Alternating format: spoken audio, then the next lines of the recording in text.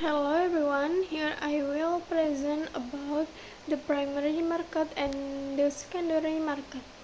These two markets are very important in the financial system because they help companies raise funds and allow investors to trade securities.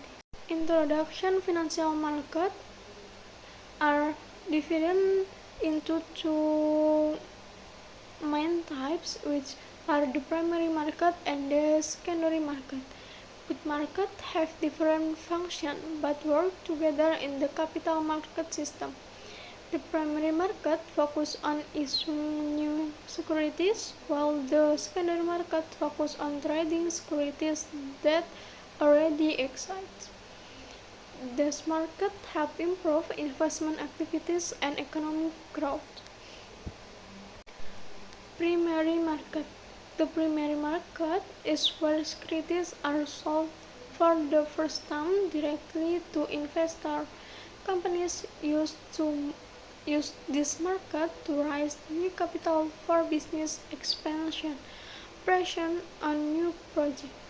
One example is an initial public offering or IPO, where a company sells shares to the public for the first time. In this market, the money from investors goes directly to the company. The primary market is important because it helps business get the funds they need to grow and develop. Secondary market. The secondary market is where investors buy and sell securities that were private issued in the primary market. Transactions happen between investors instead of between investors and companies. Stock exchanges are examples of secondary market. In this market, price changes depending on supply and demand. If many investors want to buy a stock, the price usually increases. The secondary market is important because it provides liquidity, meaning investors can easily sell or buy securities whenever they want. Difference between markets. There are several differences between the primary market and the secondary market. In the primary market, securities are sold for the first time and the funds go directly to the companies.